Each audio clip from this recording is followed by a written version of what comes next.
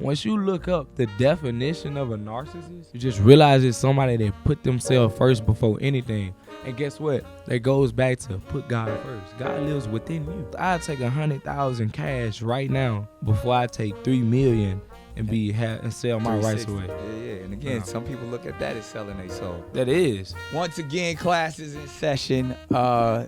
This is the controversial, educational, and potent podcast, Cannon's class, and I'm honored and privileged to be sitting with a young man that is all of those things that I just named, but truly a child prodigy turned into a real titan in the game. He started as a student, literally in high school, and really has built his own empire, and truly is one of the greats of this next generation, NLE Choppa. Thank you, man. Thank you for having me. Come on, man. Well introduced. Yeah, I like that. I'm trying, man, because first of all, I feel like you don't get the proper accolades that you deserve to just really what you've done as a young man. Yeah. And I want to dive into it because this is, educational approach to where you can show the next generation how to do it. Yeah. But you self-made, man, Yes, and I don't think a lot of people have had the opportunity to hear that. And then that's just self-made, but you move so solid. I mean, you keep your family around you, you keep good people around you, you make intelligent moves in the space, but still being able to have the voice of the youth, your ear to the culture at all times, and your fan base really is following in your footsteps. You're truly an example. Yeah. How did that all come about, man? How are you able to balance that? And then tell me the story of NLE Choppa, man. How did it all start? Man, it's funny. I was just showing my video that nobody's seen that I didn't even know existed. It was like this video of me rapping when I was 13, and I ain't even hit puberty yet. You know what I'm saying? I was trying to rap, and you could tell like the passion I have for it, how much I took heed of the poetry, just rhyming the words and. You know what I'm saying? So those different things, I always, was intrigued. You know what I'm saying? I was 13, and who would have knew 3 years later I blew up at 16. Yeah, because I see this video you online literally like in high school. Yeah, in your classroom, like popping. Yeah, yep. It happened like that, and you know what I'm saying? A little bit afterwards, I started to realize the influence I had. I feel like when I was 16, I was still kind of wild, not even really realizing like, you know what I'm saying, it's like influence I had when I was 17, 18. Once I hit that stage, I remember this point in time where I was on FaceTime with someone and their kids wanted to see me. And the first thing they did was like, she put like her son in the camera. It was like her son and his friends. The first thing they started doing was waving a gun at me like it was like a little Nerf gun. Yeah. And it was like, see, I got guns too like you in your videos or whatever. And after that, I was like, and clicked on me. I was like, if I can make kids want to pick up a gun, I know I can make kids want to, pick up a book or, want to pick up herbs, want to get into a healthy lifestyle, want to do better by their parents and all of these different things. And once I realized I had that power, I feel like I'm slowly but for surely changing the world, man. Man, so we talked about that, man, and I don't want to, say this lightly, but I mean, brothers who have figured out the balance or in the past, successfully and unsuccessfully, are people like Tupac, people like DMX, people like per se. I mean, you didn't have to say Malcolm X. Yeah. You know what I mean? The balance for you, as well as the right way to figure out the balance and the wrong way to figure out the balance. You're well educated. You're well spiritually aligned, but still get ratchet. You know what I mean? You got to. We talked about this before in private, man. Like, where do you get your balance from? And again, I take it back to the first question that I had. Like, what is the magic? What is the secret sauce to NLE Choppa? Man, the secret sauce is extremely simple. Just take the time to enjoy yourself. But also take your time to be able to have longevity to keep enjoying yourself. That's kind of something that I kind of live by. Like I said, I might go a week where I might be. You know what I'm saying? I might want to. I probably want to be intimate with somebody down there every day that week. Right. You know what I'm saying? Though I might go 7 days where I want to be with 7 different women. Right. You know what I'm saying? And that's because I take a step back and I be like, yo, I act like this. You know what I'm saying? I look in the mirror, I'm only 20. Yeah. You know what I'm saying? Gotta have fun, attractive, people attract to you. But also I know the flip side of like, okay, I'm going a little bit too, I'm doing too much. Let me separate myself, distance, get my energy right, and take that next week. Yeah. And I'm probably just dolo, you know what I'm saying? Just working on my energy, getting it to where it needs to be.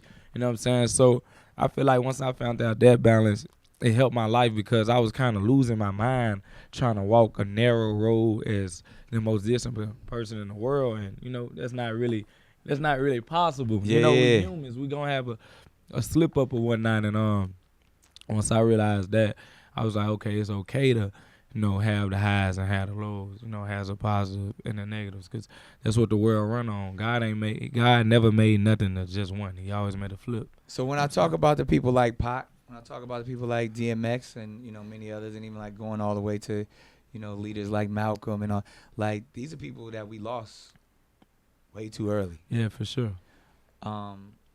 Is that ever a concern of yours? And how do we keep you safe? The same thing like I said, but you know, I had these conversations with Nip, you know what I mean? And it's like it not only we grieve because these are people that we love, but we grieve because like, man, these are people that were changing the world. Like you said, like what do we got to do to protect you? What do we got to do to make sure that your mindset is right? Because, you know, it sounds like, you know, coming from Memphis and all that, like it's real, but now just as Jim Jones said back in the day, being a rapper is the most dangerous job in the world. It is. Because it's a target on you. What do we got to do to protect NLE? Simply pray. I feel like that's the most powerful thing you can do, you know. I got this verse in my song. I was like, black magic baby, but the magic was me on my knees praying. Like, I never even knew how powerful prayer was until I realized the things I started to pray for was starting to unfold in my life. And he does it at rapid speeds when you trust him and you have faith in him and just keep believing. So I feel like once I pray, I'm good. Really? I feel like whatever I ask him, I'm good. Like, I'll travel with security, but before security, I feel like I'm protected by a whole other divine force. You know what I'm saying? And with me knowing that, I know, like, cause and effect. I know reaping what you sow. So I'm not trying to do unto no one. You know what I'm saying? Because I won't want nothing done unto me. Facts. So, you know what I'm saying? I just feel like that's how life work. And I ain't out here trying to fight. I'm not out here trying to smack shit out of somebody. I'm simply reacting. Yeah. You know, I'm never like the initial. So so defend yourself. Yeah, so I feel like as long as I keep living like that, and man, I'm powerful, man. I was praying one time, and sometimes when I get in deep prayer, it'll just be something that take over my aura, and it just let me know, like, man, you probably think, you know what I'm saying? You probably think something might happen to you some days, or you probably have an anxiety of dying young sometimes, but trust me, you're going to live your years. And that's just the type of messages I get. High you know frequency. What I'm saying? Yeah. I feel like once you let God know you want to live, yeah, He's secured. Yeah. Like, how many of us really praying to live? How many of us, like, where we come from, we don't even see ourselves get old. We can see ourselves being dead before we see ourselves being old. Yeah. You know what I'm saying? You don't hear nobody say, man, when I get some grandkids, you more so hear, like, people saying shit like, man, tell the story for my kids when I'm gone. You know what I'm saying? But we not even thinking about telling the story to our kids. Right. So that's how I think, like, you know what I'm saying? That's the type of energy I put out. You want to be grandpa Choppa. Grandpa, yeah. like once you know nobody, who says it? Who say I want to be a grandpa? Nobody says it. Yeah. Nobody. And, you know, a lot of our years get cut short. But once you say, I am a grandpa, I am going to live to those ages, you start to realize what you need to do to get there. I got to separate from this. I got to eat right. Because it ain't just going to happen. You got to put action towards it. You know what I'm saying? So why do you talk about traveling, you know what I mean? He said you got security with you, you got God protecting you. But one thing I've always noticed every time I seen you, man, you got your family with you. Yeah, always. Got to keep them close. Well, tell me why. I mean, to me, that shows longevity. That shows, you know, solid foundation. So, I mean, you don't see that. You don't see people actually have their parents with them. Yeah, man. And you hold pride. I mean, I was a young cat in the game myself, and I didn't do it like that. My parents, specifically my pops, he wanted to rock with me. He wanted to come with me, but I wanted to be my own man, and I was actually, my ego probably made me miss a lot of opportunities I could have had with my dad, because I was like, well, you wasn't there when I was on the grind, so now you want to be there now. Yeah. Where really I should have just embraced the idea that I had this time, that I had another eye looking out for me. You know what I mean? And I watch how your pops move. I watch how your mom move. They sincerely care about you, man. Like, so, but you still do you. Yeah. Again, we talking about balance. Tell me how all that came about.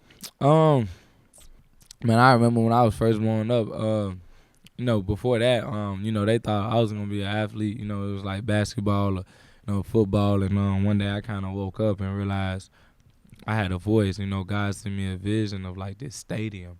It was packed out.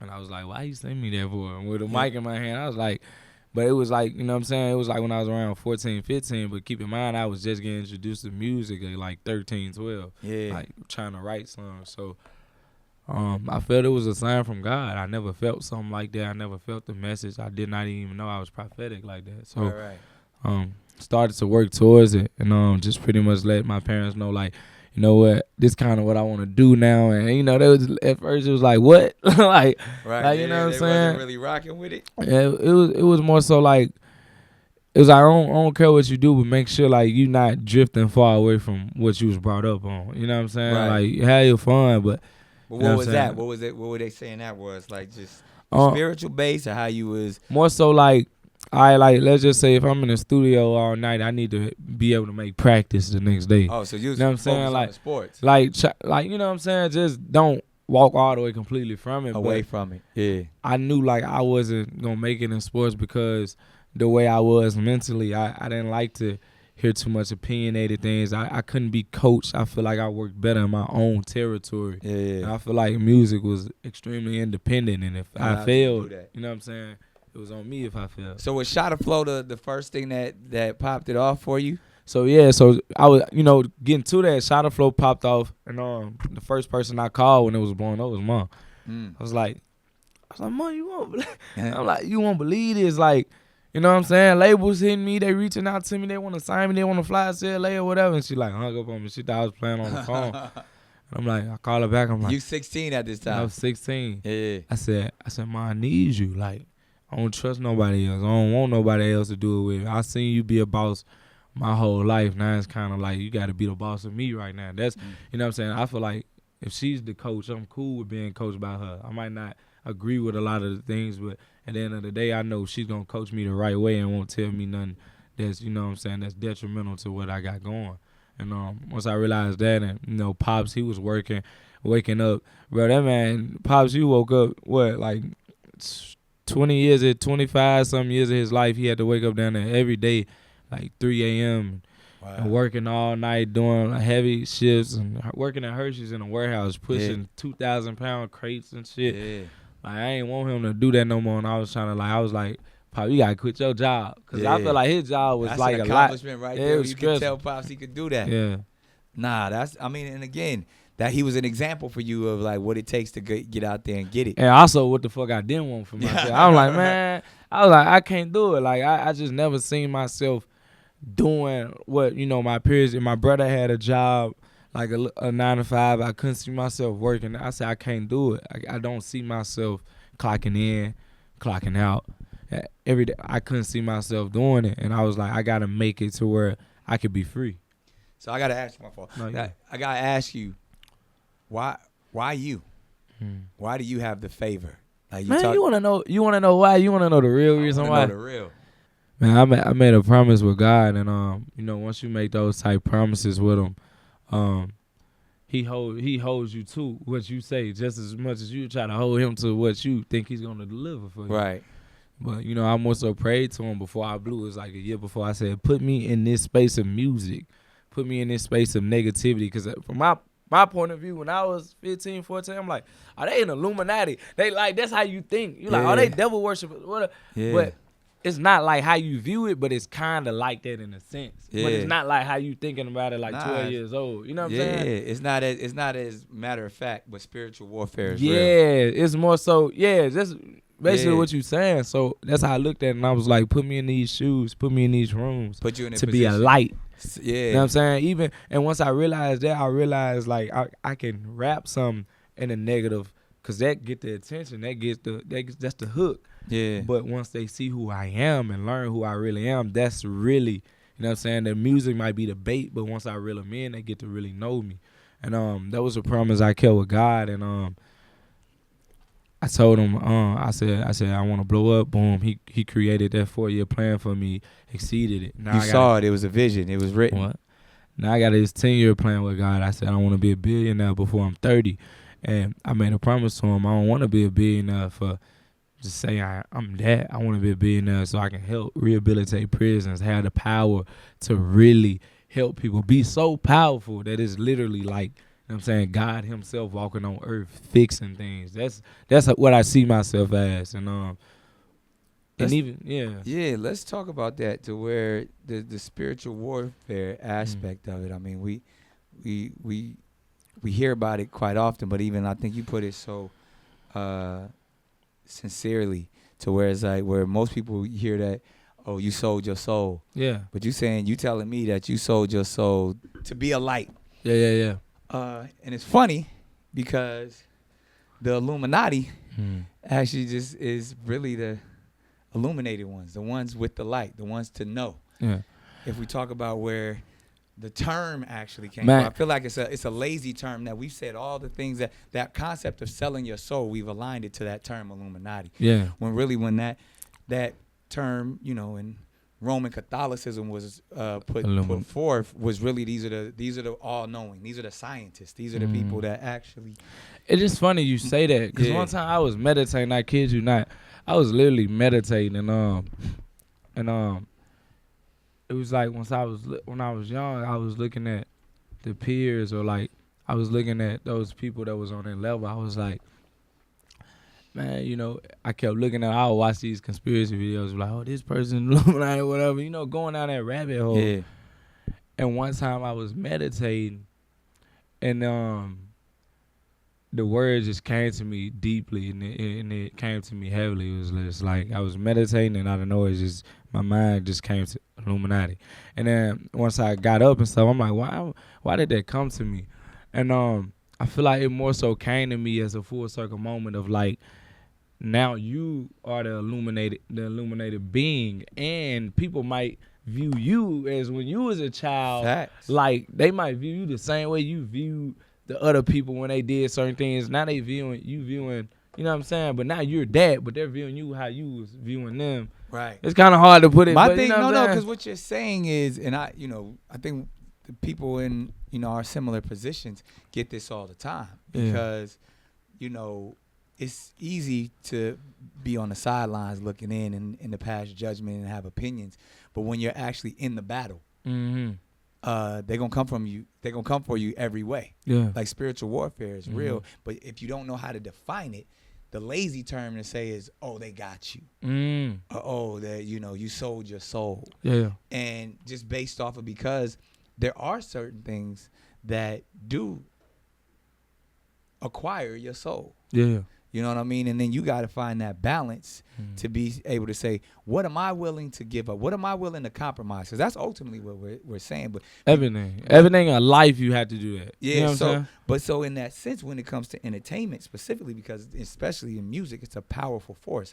Music is probably one of the most powerful influences that we have on this planet. Sure. So when you have that power, you gotta take that responsibility and say. But even in a sense, like, I always say everybody who on social media has sold their soul at some point because you're doing it for validation. You're doing it for the likes. You're doing it so that's not your true self. You're positioning or putting yourself out there because you're saying, you know what, I really don't believe this, but I know if I do this, I'll do that. Yeah. And that's that compromise. That's those things where we get from everything as black men. They talk about whether we putting on dresses or we selling out our communities or we glorifying violence. All of those things that's all spiritual warfare. Yeah, for sure. At the end of the day. But then you get to that space where you got to say, I'm 10 toes down. I'm standing on business.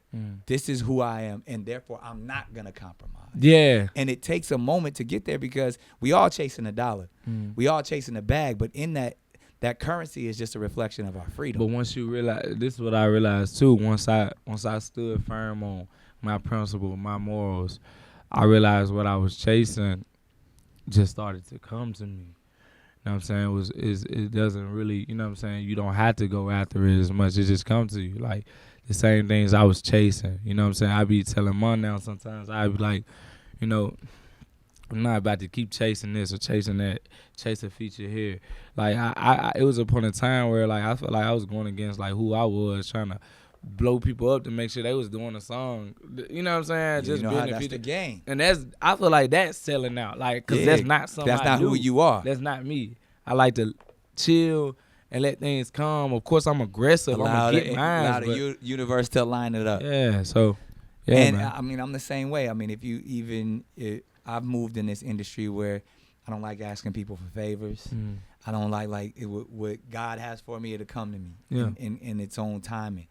But you got to have a hustle about you. Yeah. So you got to know that balance. So I got to say, in this spiritual conversation that we're having, in finding yourself, knowing yourself, what are the things that you won't compromise on? Because, and when I ask you that, some context is, we've seen you make some choices that other people wouldn't agree with. I mean, we've seen some controversial stuff to where even stuff that you probably didn't intend to be controversial, you know, upset entire communities. Yeah. You know what I mean? And that's a great question, because it goes to this. Like, one thing I won't compromise on, as much as people view me as like, you know, one of the most mature, you know, individuals of my age bracket, my age group, it's certain things that I still feel like I'm holding on to that I'm not going to let it go too quick, because I'm still a child. And I still want to have my inner child feel. I still want to have the curious mind, the fun type of energetic person. And even though you got other children looking up to you. Yes. So like sometimes those things could be like say for instance, like releasing a song like Slut Me Out. Right. You know what I'm saying? That was fun for me. That's I had fun making it. I had fun shooting the video. It's once we get to this level, it's hard for us to find fun. We can't just go to Six Flags. We just can't. Yeah. We just, you know what I'm saying? It's hard. People don't understand. So I stand firm on like what I feel like is fun to me. I'm going to hold on to it as long as I can. And once I'm ready to get away from that space, then I'm going to move on. But I feel like... Because you're a young man. Yeah. You said so. That's a perfect example. The video for Slut Me Out. I mean, the controversy that came out around that, when you first heard about that, like, and I'm talking spiritually. Yeah. You know what I mean? I'm talking like, what was your energy? What was your like, all right, how am I going to handle this? Because when they see... You know, one, we know what the song is about, and you having fun. But when they see the images that'll probably be projected around the world forever, women on their knees, and you having them holding them by their hair and stuff like that. Yeah. What does your spirit say? One, how am I going to correct this, or how am I going to use this as an opportunity, or I'm just having fun? Man, first and foremost, I was kind of getting down on it because I felt as if like people play with my character at that point. Yeah. And at that point in the midst of... Because set the record straight. You didn't intend to objectify anybody. But there's, you know, obviously certain communities that felt like that's exactly what happened. The time out, even if I did intend on doing it, which I didn't, but even if I did in that area, it's an entertainment space. Now, I could see if you catch... Not NLE Choppa. You catch Bryson Potts going to a store, walking the motherfucker on a dog. Like, right. It's different. Yeah. I feel like my character was played with because the first thing God came to me and said when I was falling in the guilt type of state, I was like, damn, like, yeah, I messed up. Like, dang, like, ooh, damn, am I this bad? Am I that? Am I a villain? Like, that's all the thoughts you thinking. And God was like, who are you? You know what I'm saying? They only see that. Who are you to your daughter? You a great dad. Who are you to your mother? You a great son. Who are you to every encounter that you meet with black women? You want to fight for them and, you know, empower them the way you want to do. Who are you? And once I answered those questions back to them, I was like, I'm not what they portray me as. So at that point, I said, I don't give a fuck what y'all say. Like, you know what I'm saying? Like, me and what y'all see is not what me and my creator see, because y'all not there every second of the day when I gotta, you know what I'm saying, I'm with my daughter teaching her things and watching her smile, and you know what I'm saying. And another thing was too, they said I was like, it was like a degrading thing for me. And I was like, you know what, if this shit happened in like a movie, it wouldn't be, y'all wouldn't say like, oh, Denzel Washington degraded that person, or you know what I'm saying. It's entertainment. But versus in real life, it's people going to jail for life, or you know what I'm saying, whooping the shit out of our queens, killing our queens, and doing things in real life.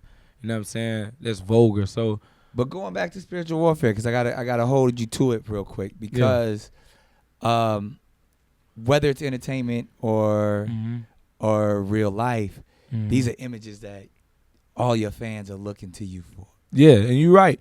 And that's another thing too. It's a great point, but you got to think about this as well. All right, so boom, let's just say I do that, right? Let's just say I'm accidentally, like, really just walked into some shit. Like right. I just walked into it. Yeah. That goes viral. You take that goes everywhere. But nobody covered me going to these schools and making sure that these kids 100%. reading these 40 million words. Yeah. Making sure taking a school from a failing school and bringing it to a reward school. Yeah. Is not a task that's easily done. You have to bring love to that environment. I want to see one time was that posted. But that's what I'm saying, because like what you said, because you're a light. Yeah. You got to be the light. You got to shine that on, because darkness prevails. Yeah. We are, if this is what we really in and we really acknowledging it, it's gonna be easy to glorify the negative frequencies. It's so much going on down there but to be a light, you got to be the one to shine that.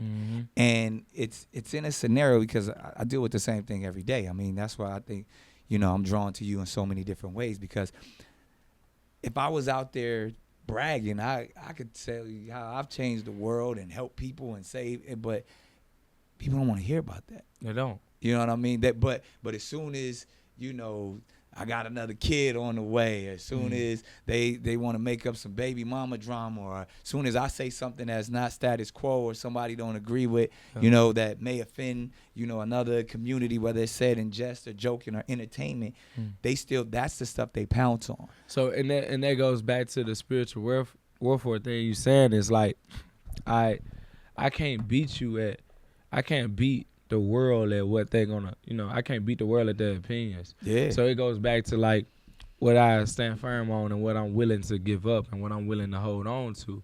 At the end of the day, people gonna say something regardless, man. Yeah. So it's like I know the relationship between me and God, and that's the most spiritual thing to me. Yeah. How a person view the things that they see, or a viral thing, that's not spiritual warfare to me, because that's not my reality. My reality is when I'm hitting my knees and, talking to, my creator about.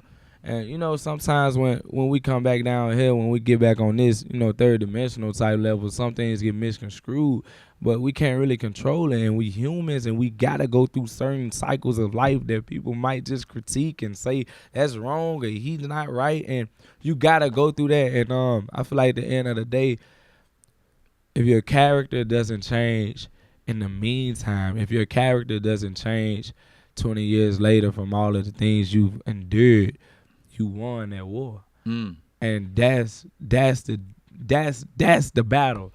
The battle is being in this public eye, people having opinions and judging you and all of these things. Cause like, it was funny, like I was just at a Cowboys game, and my security simply told someone I wasn't taking pictures. And a lady got mad and told the guy that he told that to, was like, I don't see why you want to take a picture with somebody pants that's hanging off his ass anyway. Something like that. Right. And Mondu said something to her, and she let me know what happened. And first and foremost, I didn't know a person wanted a picture with me. I took the picture with him in front of her, and then I walked up to her and I said, "Hey, what's your name?" She gave me her name, whatever, and I looked in her eyes. I said, "God bless you." and I walked off. Right. I won that battle. Yeah. You know what I'm saying? Yeah. That I won. Yeah. Because at the end of the day, what you just said about me, what you just tried to label me It as, was low frequency. you know what I'm saying? But I just came in here and I just prayed that God bless you because you don't understand. You're not even where I'm at in life. Why, you know what I'm saying? Yeah. So I win every day. Like, sometimes you got to understand that people don't understand. People get mad at you for having kids. Right. But bro, if you don't have a purpose at all in life, that's your first one. Right. You got two purposes before you even figure out what God really wants you to do. You got your purpose is to have kids, Right. reproduce, and be grateful for the human experience. Right. Regardless. You know what I'm saying? Right. Regardless of circumstance. That's your two purposes off rip. Facts. So before you even find what God really wants you to do. So it's like, man, people gonna say what they say, and like because you go. it can't be about what other people say. Once you get to a certain level, you realize that's not what it is. Once you get to a certain level, you got to realize that it is about your purpose. And what is your purpose? Man, my purpose, like, first and foremost, like, I got 2 kids now at 20 years old. Like, before I'm done, I want to have like 10 plus. Come on, join. and Pops, my dad, he's the middle. I think he's like the 15th child of like 19, 18 children. Okay. So my grandparents and my grandpa, I feel he watches over me. And his spirit is like always on me. And sometimes I tap my feet and snap. And I be like, what the fuck? Like, what am I doing this for? Like, I just feel his aura, I feel his guidance. I feel like when I'm moving my hand this way, I feel like a note. Yeah. Pick that up. I feel that over me. So it's levels to it, man. You've been and you touched on it a little bit. I want to dive a little deeper because and stay in that spiritual space. You talked about the 3D experience. Yeah. And then there's the 4D experience that a lot of people are tapping into. Then there's the 5th dimension. Yeah. You know what I mean? The all-knowing, the presence. Have you been there before? How do you know when you go there, and how often do you step out of it? Yeah, out of this realm. I'm there every day. Tell me about it. Like, what you think on a daily basis is the 5th dimension. It's nothing physical. You can't grab a thought and say, let me put it in my pocket. Yeah. You know what I'm saying? That comes from a realm that is unheard of, that is unknown. It comes from a mysterious realm that we know nothing about. So how do you get there every day? I mean, like as you know, it's your fans watching this, it's young people watching this. That it sounds like crazy talk. It sounds like science fiction. It sounds like something I can't really understand. How do you break it down and say you walk in a different dimension every day? All right, so simply like this, right? Let's just say I'm praying for things like clarity. I'm praying for things like let's just start with clarity. I'm praying for clarity, right? After my prayer, I walk out my room and you got drama here on your left, and you got something that's peaceful on your right. And I'm praying for clarity, but right after I pray for it, God brings me, you know what I'm saying, what I'm looking for. It just depends on which one you take. Right. So I feel like, to me, that's a 5th dimensional thing, because what I pray for, God to put it in your face, but he wants you to pick. He wants you to, you know what I'm saying? He wants you to take that route. Another thing, the same way is like, man, this little melody stuck in my head as a musician. Man, it's stuck in my head. It's that's from heaven. Where did it come from?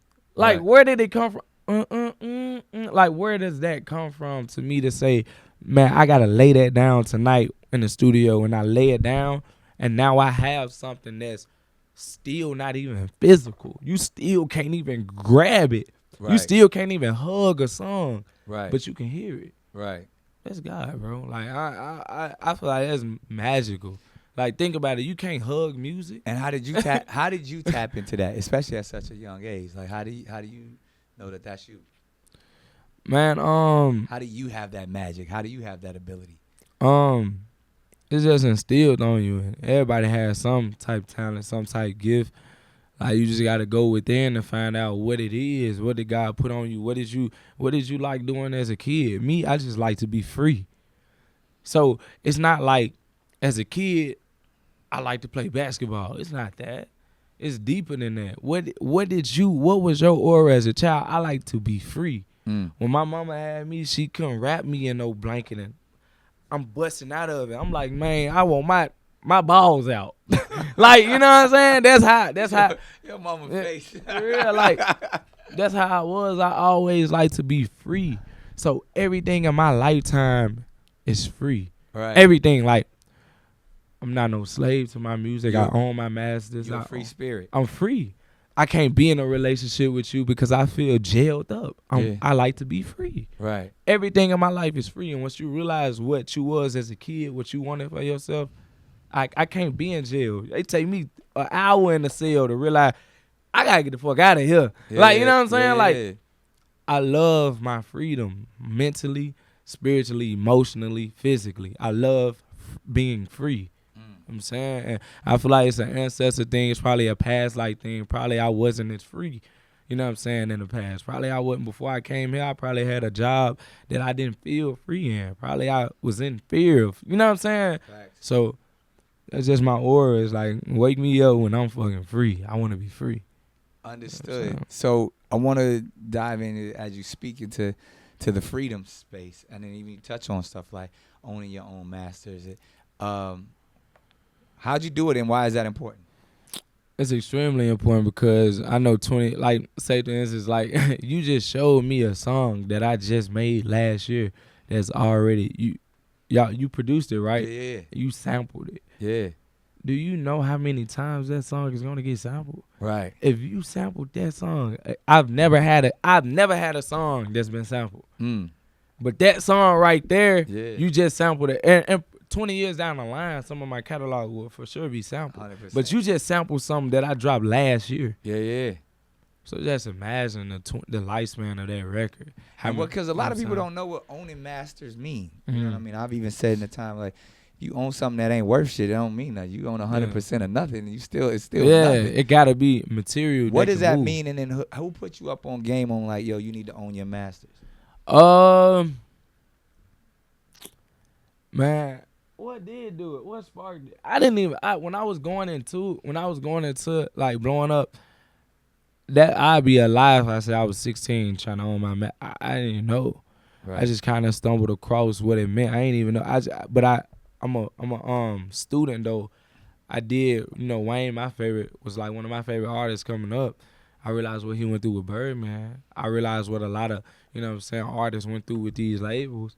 And I knew like, that ain't gonna be me. Like no way, shape, form, because with me, I'm not gonna lie to, in the streets, we trying to get even on our own kind. I love to get even on something that I'm not even accustomed to in a different territory. Like if somebody play with me in that aspect, I would have got even. I don't care like how it would have happened. So I knew I had to I had ownership in that space. So you know what I'm saying? And it was like along the lines. I think we got introduced to like United Masters, and it was like they kind of put us on like what it meant to keep your masters. And after that I kind of got introduced to Nip.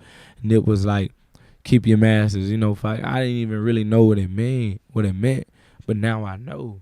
The deal I have, I know deeply. So I gotta give all praise to Nip and just that trial of error, just meeting with different labels and reading the contracts. These 360 deals, you probably get $3 million, but it's a 360 deal. That's what me and Mom, we coming back on. I'm like, shit, I'd take 100,000.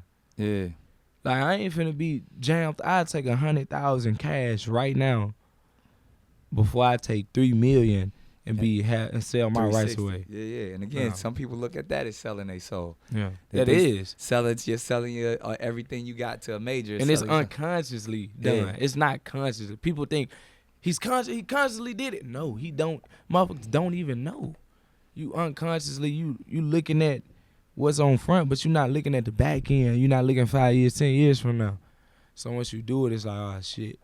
You know what I'm saying? So who does Choppa look up?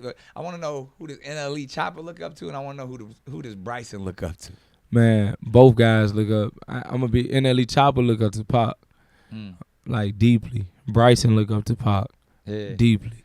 And You Bryson feel like you got also a look up to connection Mom and Pops. to Tupac in a real way? It's deep. Like it's like I had to tell you off camera like how deep it is. Nah, like, I think I know what you're talking about. Like if I was to see it right now, motherfuckers look like it's people. It's energy. You will only understand. It's only something me and you will understand. Yeah. They wouldn't understand. Nah, I know what you're talking about. I've had those experiences, and even to open it up, so it's going back to that idea of dimensions. It's going back to that idea of presence and knowing that energy never dies, and that same, only transfer, only be recycled. The same energy that was on people that we look up to, that we're drawn to, is now possessed within you as well, and that you can further that purpose. Because where that energy left off is transferred into you, and it's speaking to you in a way that own this. Boy, you own it so hard, speaking to you in a way that now you got to carry on where those ancestors, those legends left off. You own it so hard, bro. And you don't even know, like, chills. Like, you own it deeply. It's one of these quotes that Pac said in his past, in his life, where he was like, I might not change the world in this lifetime, but I can spark the brain that'll change it. Yeah, and I've always sparked the mind that will change the world. I've always felt like he sparked that your mind. shit was me. Like I feel like that was a message to me. Yeah. I feel like I carry that shit is in my mind every day, and it's crazy. Like it's crazy. Like it had to be out connections. So, and I want to dive a little bit deeper into that, because knowing your purpose, knowing that you've already opened the doors and opened the minds of so many young people, specifically in the space of health and wellness. You know what I mean? You don't usually hear a teenager talking about herbs and minerals and obviously even, where we got connected with the understanding and the teaching of someone like a Dr. Sebi. Yeah. How did you get into that? Man, I got into it, man, I think for sure the first person that introduced me to something that was Dr. Sebi, that introduced me to herbs, all these different things, was Nipsey Hussle. And I had to give all of that to him, because, man, to see someone that come from where we come from, and to hear a black man say it, that's been through the streets, that's been a gang member, all of these different things that we accustomed to, I listened because I looked at him like it was me. It wouldn't have been the same if it was someone else. Like, so, man, his what he did to this earth is one of the most beautiful things, because he didn't even have to do nothing but speak. Like he ain't had to take no action. He simply just had to say what he said in those interviews, and it sparked me, and it made me investigate. Like, okay, what is this? What is this herb? What is that? Who is Dr. Sebi? Who is this? Who? And along those lines, I started to mature and step into my own beliefs and my own aura of it, and man, after that, you just start studying, like a little guru, like a small guru. I'm far from those guys. I'm far from like the Sebis. Shout out Yaki Awaken. That's like my guy. I'm far from him, but a lot of those people that tell you they didn't start this young though, so I can only imagine when I get to their age the wisdom that you're gonna possess.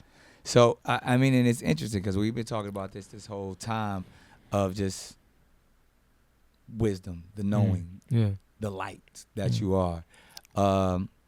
You know things that you don't even know you know. Yeah. You know what I mean? Your instinct, your spirit leads you and guides you in the right direction. But at times, let's talk ego for a minute. I struggle with it. There's a difference. Even we talk this term narcissism. Yeah. I hate that word. I love it. It's that's the most 2020 word I've ever heard. It is, but dead and gaslighting. But when you understand the story of narcissists, and really is about self-love, it's about somebody who loved himself so much. What I told you. That's why I hate that when he walked past the water, and the beauty that it was water that he walked past, and he saw himself. He saw himself as water. Bro, didn't I tell y'all the same shit? It's the same shit. Motherfucker try to tell you. Once you look, I told somebody, I said, once you look up the definition of a narcissist, you just realize it's somebody that put themselves first before anything. And guess what? That goes back to put God first. God lives within you. The God energy. So if you put yourself first, you putting God first. Because if But he it's living scary- within you, It's scary to society because everybody doesn't understand that concept of loving yourself so much that you know who you are. yeah. Because as we know, our ego protects our soul. Mm. So if the ego is our warrior, you know, our inner warrior to defend the peace. Yeah. So then at the same time, you gotta bulk up sometimes. Yeah. You gotta. I've even heard people say like, oh, I want to try ayahuasca to have an ego death. No, you need your ego. Yeah. You need it. Like, you need it. But it's about balance. It's about the balance for sure. Moderation. But If we're operating solely out of ego, then that's when we can get into some trouble. And like I said, I struggle with it because I know who I am. I know how I operate, and I know, especially if I'm challenged, if my compassion is taken for granted, if someone's playing with my heart, if somebody's playing with what I know, if someone's trying to insult my intelligence, that's when my ego is gonna step up to defend me. Mm-hmm. We've seen you in egotistical situations as an entertainer. How do you find a balance to know when to operate out of ego and when to just let it go? Man, a lot of stuff ain't worth it. And one thing can lead to another thing. And that's what I realized. If you can, you know what I'm saying? I got this song playing in my head right now that when you just said it, it's a song that I didn't even grow up on, but it's just resonated once I got older. You know what I'm saying? You got to know when to hold them. I know when to fold them. You got to know when to walk away. You know what I'm saying? So, and I feel like the prime example is like, say for instance, like let's just say, say for instance, it's something happened one time. I was, it was kind of recent, like a few months ago. Took mine out to eat. And a guy walked in with his girl. It's just him and his girl, and he walked by. Instead of telling one of the guys that was with me, excuse me, he looks at him, mugs him. And my guy politely stepped out the way, like, shit, you can have it. And he walks up and orders his food. 16-year-old me, we would have killed him right then and there. Like, we would have down there beat the shit out that man just because of that. But now, mature version of me, I seen it happen. I'm carrying one, security guard carrying one, and it's about 5 to 6 more of us in that one space. It's you and your girl. I'm gonna let you have it because I know what I do to you and her. Yeah. And that's the power that God gives you. God gives you like the power to be able to know if you was to go to war, it'll be hard for them to go to war with you because of how much you have. But how you win the war is being the most peaceful at all times, keeping stuff cordial, going to the people that you have problems with and squashing it, shaking hands. You know what I'm saying? Eliminating situations before they grow into something bigger because people feel like you're supposed to take it there with everything, with everyone. We human. You know what I'm saying? Just the same way you got something, same way he got something. You know what I'm saying? So that's God energy though. You gotta know. You know that like you can act a nut whenever you want to, but it takes real strength to. Hey, it was funny too. Like just a few ago, we got into it was about 3 of us, and it was like this boxer nigga. He was drunk as shit. He was a boxer, like trained fighter, and it was funny as shit because I'm funny and I'm serious. Yeah. So it's like niggas try to get on the elevator or whatever, and my guy he like, no, bro, you can't get on this elevator, whatever.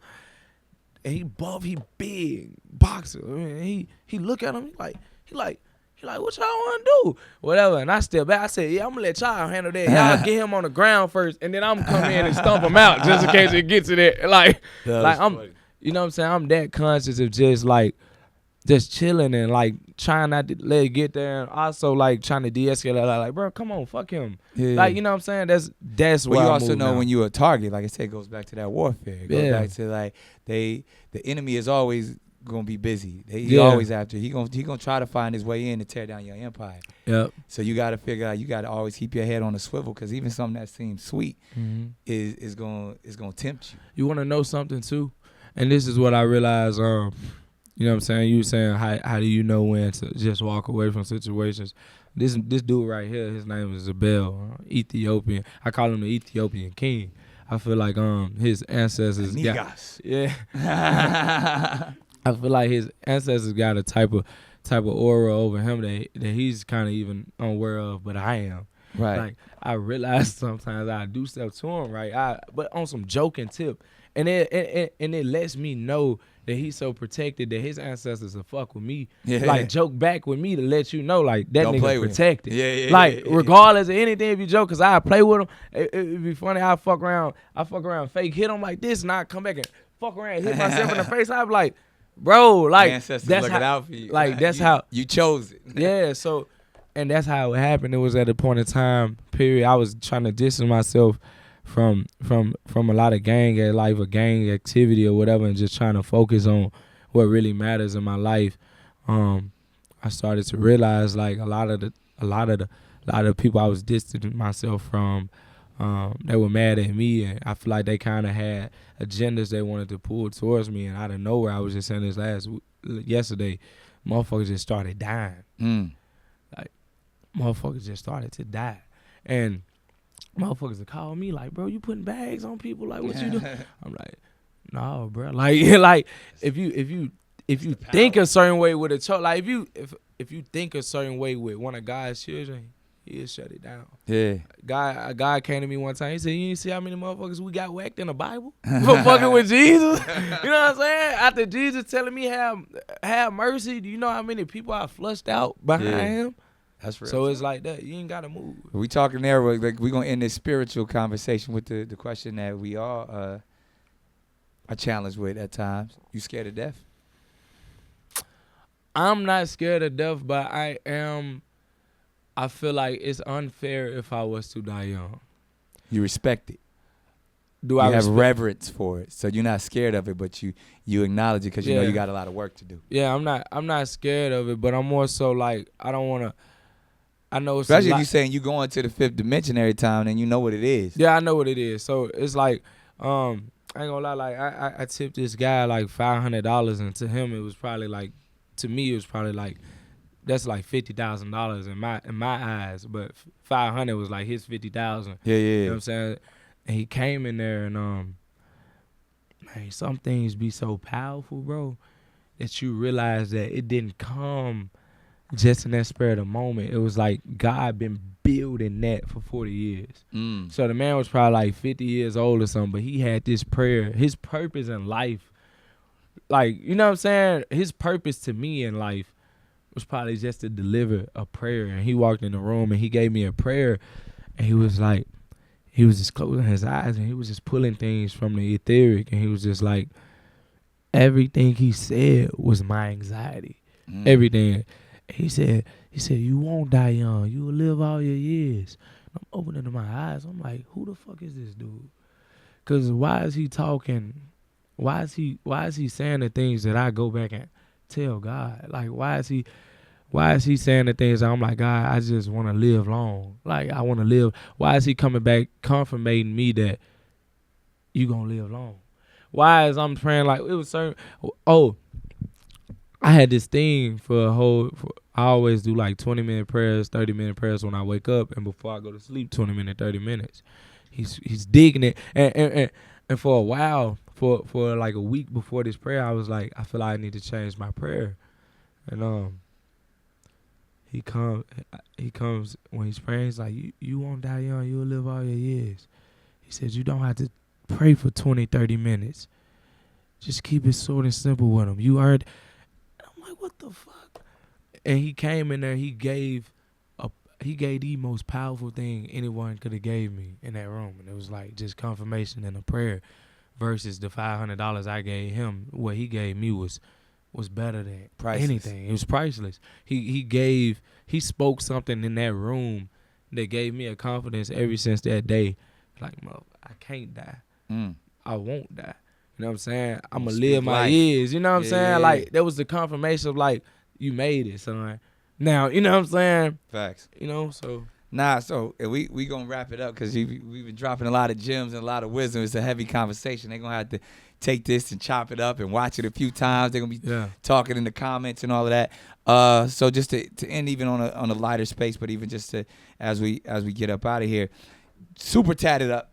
Yeah. I see you got 444 on your. I got 888. You been saying that too. I just tipped somebody. Tell us what your 444 means. Man, 444 mean that I'm there. I'm close to a breakthrough. 444 was a number I saw. Look, glad nigga. Every time you got a 2 on your arm.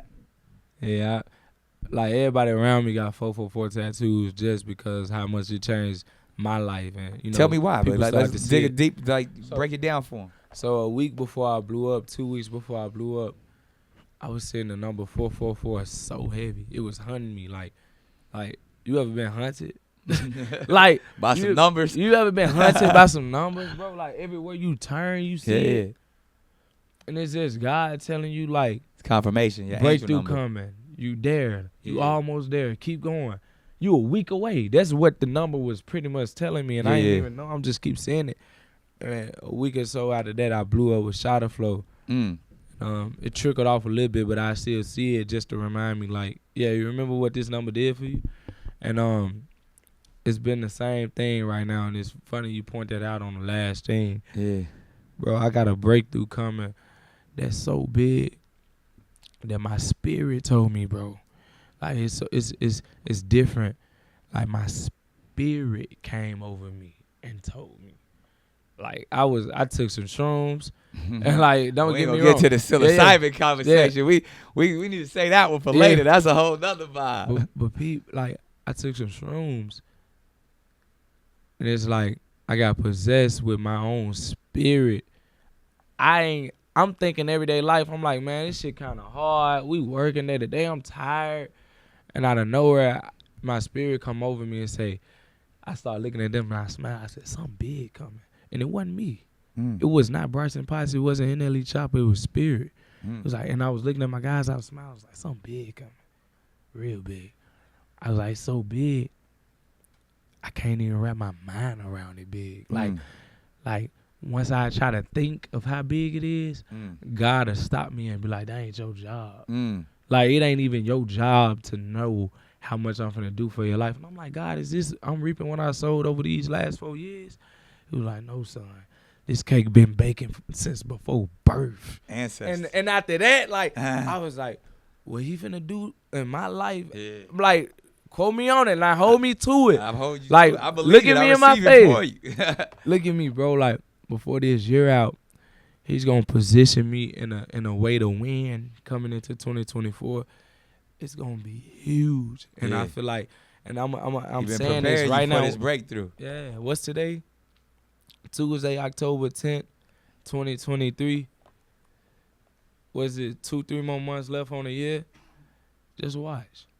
Like, he told me, man. He came to me. He told me. So I know it. Nah, like it's powerful in that sense. It's like, even like, you know, this is every time I put it right where a watch supposed to be, because it's like I look down and it allows me to reset. 8888. That's the Lion's Gate. That's the entry to a different portal. I Astro projected on Lion's Gate one time. 2020, 8/8/2020. I Astro projected for fucking 3 seconds, but I did it. I felt my soul leave. But that's what I'm saying. Like, people don't understand the power, and, you know, eights are infinity, that forever, and like that's that energy that never really dies. So. Also karma. Yeah. Good karma, bad karma. I used to think karma was bad until I found out you got good karma too. Nah, exactly. That Eastern philosophy, the karmic idea is just really about being good to the universe. Yeah.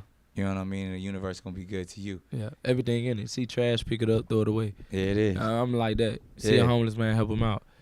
Lady walking across the street, walk. That's what I go off. Those principles. It's the highest frequency, man. I was gonna allow you to end on that level. Two things I always say. One, what's the last book you read, Mm-hmm. and then what's the last message or the last deed that you did for somebody. The last book I read was Message to the Black Baron by Elijah Muhammad. Yeah. The last, I know you already on Eat to Live, the theology of time. Get them all. yeah. Yeah. The last deed I did, I do so many, bro, and it's unconscious. Like I feel like deeds go. Or even more, like, what's the last message that you gave to somebody? What's the words of inspiration? What's something that was on your heart that you shared with somebody? I just told my mama thank you for that badass food she just brought me. I said thank you. But man, I was just on the plane and a Bill been reading a book. And it was like a Tyler Perry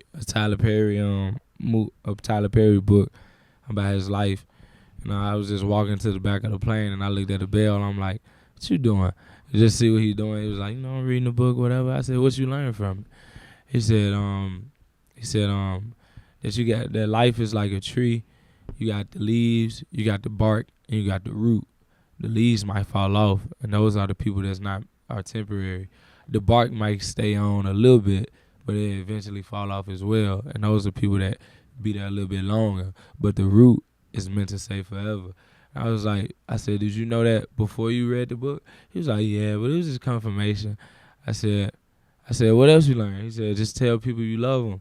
And if you care about them, just, let them know you love them. And I said, really? I said, I love you. And I walked to Pop, I said, I love you. And I walked to my mama, I said, I love you. And I sat down. And I feel like that type of humbleness I carry is unmatched because who would have gave a fuck about him reading his book on the plane? Yeah, and who would have gave a fuck about what he would have said after it? Yeah. And who would have remembered to even state it right? Like, some people are that much of an asshole and not even that much of just in tune with, what's going on around them that they really don't give a fuck. There it is. And yeah, man. So it's a message. I love you. I love you. We love you. And this has been another powerful session of Candace Class. I mean, the young man was dropping so many gems. I mean, it's long overdue. We've been meaning to do this. Dr. Sabi documentary, which NLE Choppa is on the way. I'm happy about that. Yeah. I got to show you the latest cut. It's strong. We getting it there, getting everything cleared up. And obviously more music, right? Yeah, man. Music, movies, TV shows. You doing it all, man. Yeah, so much continued success. Continue to take over. Continue to be the light that you're supposed to be. Always. Highest class of civilization. Oh, man. Appreciate you. There it is. We out.